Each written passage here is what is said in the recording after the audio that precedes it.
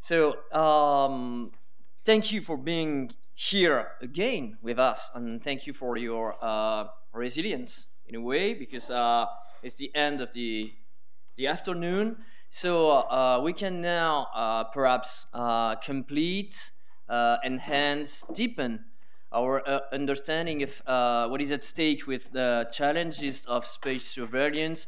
We saw during the two preceding panels that there's a complex articulation between political, strategical, and technical quandaries or challenges. So here we touched that we really need a global view of those challenges. And of course, during our discussions, it appears clearly that the EU is at the center or the very center of the debates, because it raises, it's very positioned, the question, that if does EU as a clear and efficient will to be a subject and not an object of international relations through this space, those space challenges, is really of interest, is really central.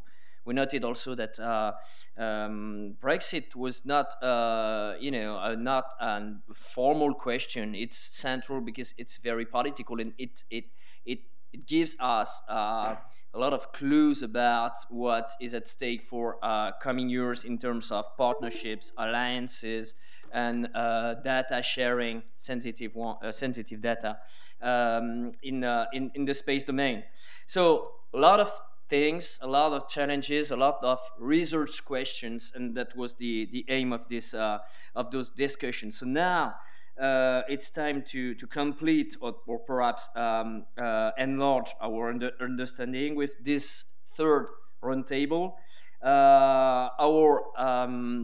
Our title, our subject, here is the question of space debris, and our Russian friends showed us that it was quite central.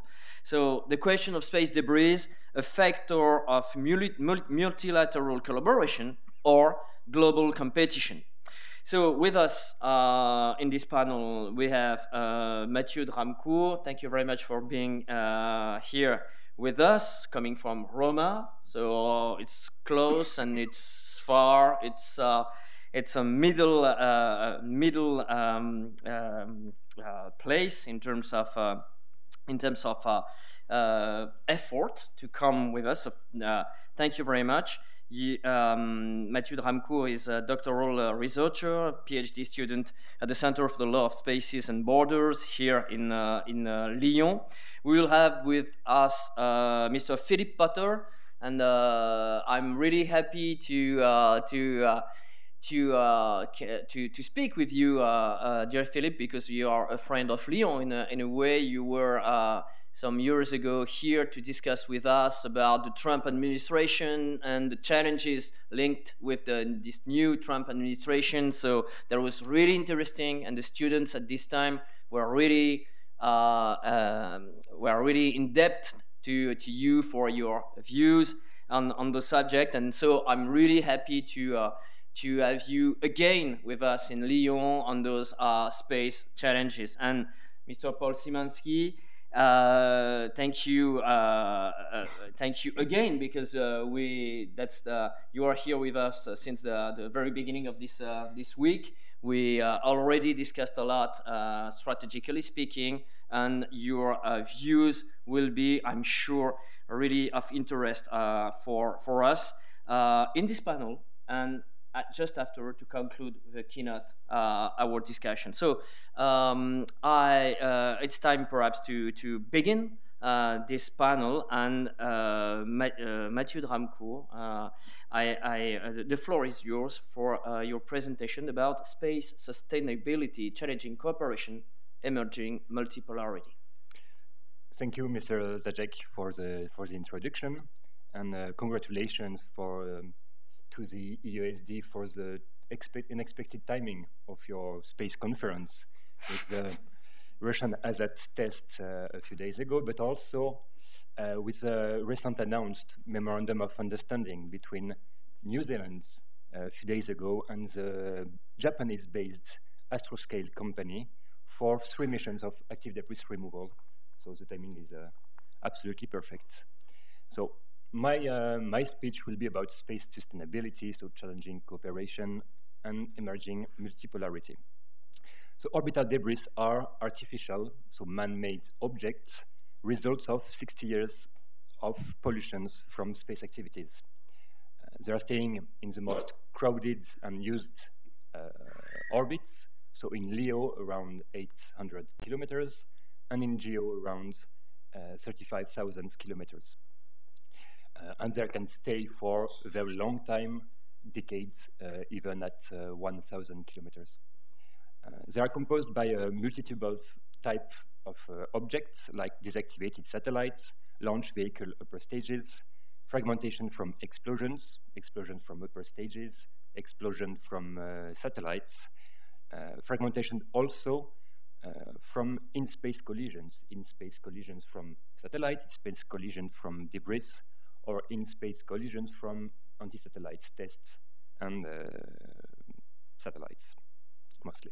So the precise number of space debris is quite complicated to know due to their size. It could be a few millimeters of diameters, and those debris pose risks, threaten both space activities with higher and higher probability of collision, but also life on Earth with possible re-entry, uncontrolled re-entry on Earth. So the rise of those risks has to be linked also with the multiplication of space activities and space traffic. The development and deployment started of deployments of constellation and mega constellation, mostly in Leo and mostly in Earth observation application and telecommunications, threaten all the Leo orbits, mostly. As the technical tools to tackle the space debris issue, so to detect, to limit, and possibly to destroy those debris could be used for military operations, the diplomatic timetable, so the time needed to reach an international consensus and to find solutions to this universal problematic, this timetable seems inadequate in comparison to the urgent needs to address the proliferation of space debris and to ensure sustainability. The bad, complex geopolitical context is pushing towards the structuration of geopolitical camps that maintain dual capacities useful to detect space debris. So my first, yes. Second one, yes. Sorry. So my plan is quite easy. I will start to explain the difficult rise of space cooperation and then try to fix different geostrategic camps about SSA mostly. And I won't make a proper conclusion, but more than a conclusion, an opening, trying to find some tools, some reflections, trying to reconcile sustainability and bad geopolitical contexts. So the first part is the progressive rise of space cooperation. As it was said, no, this one after. Yes. So as it was said this morning, international laws are focusing themselves on principles, guidelines, soft law without any binding effects, and without, and this is the most important point, authority of control. The states are responsible to their application and have the role to incorporate them on a voluntary basis to their national regulations. The most important texts and initiatives dedicated to space sustainability at international level are the Space Debris Mitigation Guidelines. No. Yes. Sorry. So the Space Debris Mitigation Guideline from the Interagency Debris Committee in 2007 and the Long-Term Sustainability Guidelines of the Committee on Peaceful Uses of Outer Space in 2019. a lot of things have been said about it in the previous roundtable. So without going deeper in those complex regulations, those initiatives call for the respect of 5 essential rules. The first one is the prohibition of generating debris with deliberate intent, like an anti-satellite test. The second is to avoid explosion in orbit, which includes the passivation of all stocks of energy which can explode after the operation. The third one is to quit all crowded orbits as soon as possible after the end of the mission, 25 years in LEO, to be destroyed in the atmosphere, as soon as possible in GEO. The fourth one is to avoid collisions, if possible, and the fifth one is to protect Earth's population with controlled deorbiting processes. Two fundamental difficulties to tackle this issue. The first one is the non-compliance of space operators with those 5 essential rules. The second is the lack of technical cooperation due to duality. The three means operation to limit the risk of in-orbit collisions, so regulating behaviors to avoid creation of debris, detecting debris, and interact with them to reduce probability of collisions are linked to political or national interests.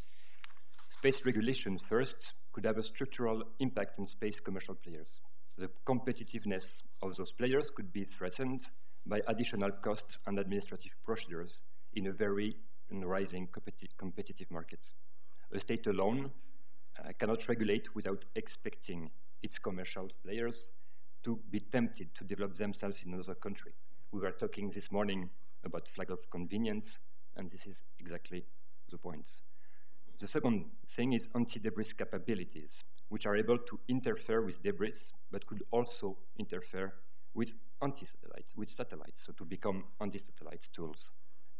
Ground-based capabilities like lasers or projection of particles before the debris to slow it down could be used against satellites. Rendezvous and proximity operations, depending its targets, could be active debris removal, in-orbit servicing operations, or co-orbital weapons. So I will not going, next slide, yes. I will not going deeper to explain the duality of space situational awareness, since we saw it during all this morning. What we can currently see is the emergence of different blocks linking their SSA capabilities and coupling those partnerships with diplomatic initiatives. The first geopolitical camp is the United States and its allies. The second could be made by China and Russia, and the rest of the world with 2 countries and group of countries, maybe a bit between those 2 camps, the European Union, France included, and India. The USA, United States, possesses the most important space situational awareness network worldwide, named Space Situational Network. The US strategy is currently moving towards 3 points, 3 directions. The first one is international reorganization, internal.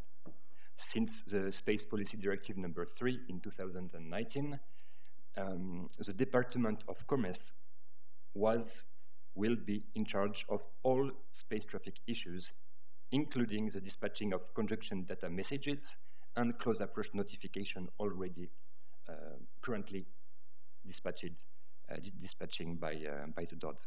The US government is also moving towards a strong support to its commercial capabilities with the idea of data consumption. The second trend is a progressive interoperability and possible integration of allied SSI capability with and within the SSN. The UK is already part with Flying Del's radar of the SSN as one radar used in the ballistic missile early warning system program, so program made and for the US.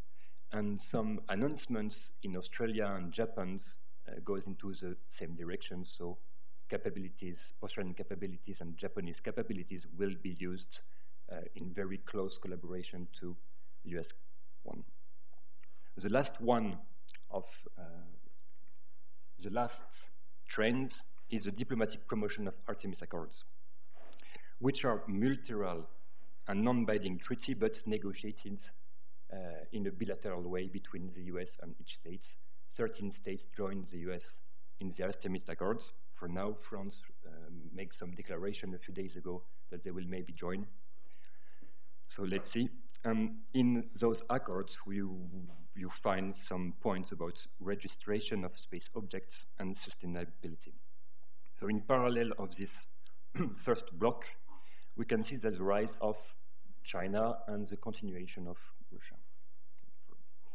So Russia inherited from the Soviet Union of the second largest capabilities of the world. The country is actively modernizing its capabilities since 2010 and announced it will to open its catalog at a global scale, like the USA, only if the UN adopts Russia's proposal about outer space weaponization, so the treaty proposed by China and Russia, the PPWT. For its part, China is also developing a double strategy about SSA. It has been said, but I will be quite fast. At national scale, the strategic support forces of the People's Liberation Army is operating the major part of Chinese SSA capabilities, and the current strategy outside its borders of the Chinese government seems also to be oriented to two types of cooperation through the Asia-Pacific Space Cooperation Organization, which is a Chinese-led institution created in 2008, and the development of ground-based observation system for GEO, a future space debris observation system, and a data application center within the APSCO. And the second axe of cooperation is bilateral agreements with possible SST projections in Pakistan, Namibia, Kenya, Chile, Brazil, and Argentina. So China and Russia are promoting since 2008 a project of new treaty about weaponization of space at the Conference on Disarmament, named the Prevention of the Placement of Weapons Treaty, PPWT. Even if this treaty or proposition of treaty is focused on space weapons, it's influenced a lot the diplomatic dialogue since the US, Europe are blocking this initiative for diverse reasons. The rest of the world, I just wanted to focus on Europe and India. We talked about Europe, just maybe a few points. Europe have the possibility to have a global and quite easy coverage, have a lot of technical research and development researches, have commercial players present all over the SST value chain, from the construction of radars to the operation of data. Maybe a few more ambitions could be welcomed.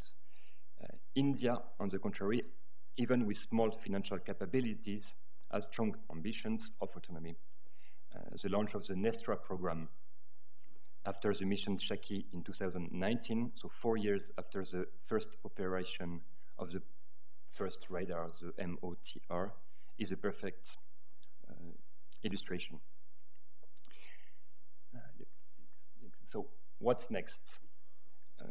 So even if the geopolitical, geostrategical situation seems to be blocked in all diplomatic forums, I would like to insist on a few points, a few ideas, trying to go further and promote, let's say, international cooperation. The first one is the importance of standardization. Since the idea of a new treaty or new binding rules at international level seem in a short time quite impossible, the current approach to sustainability is mixing two approaches, one bottom-up approach, starting with national technical capabilities and national rules to define a political agenda, and a top-down approach with international soft law, guidelines and principles, the continuation of negotiations, and maybe some structures to share SSA data.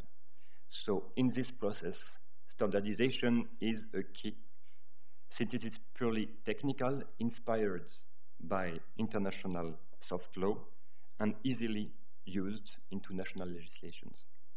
In this context, the International Standardization Organization already make a few standards, including one about space debris, giving technical elements about spacecraft design, operation, and end of life.